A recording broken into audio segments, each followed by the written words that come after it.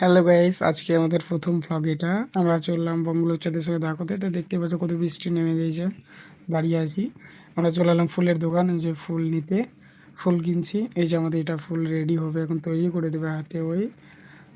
তো এই যে আমাদের ফুল এটা রেডি হয়ে গেছে। আমরা বেরিয়ে গেলাম, রাস্তায় আছি। রাস্তায় যেতে যেতে দেখো রাস্তার অবস্থা কত খারাপ, প্রচুর ধুলো, কত রোদ্রে চললাম। এটা হলো আমাদের বঙ্গলোচ্চাদের গ্রাম। এটা গ্রাম শুরু এখান থেকে। তো চললাম, দেখা যাক দেখা হবে কি না। এটা ওদের গ্রামে চলে আসলাম, গ্রামের মধ্যে পাড়া। এই যে এটা ওদের ভাই, যেটা জুড়ুয়া ভাই, এটা ওদের বাড়ি।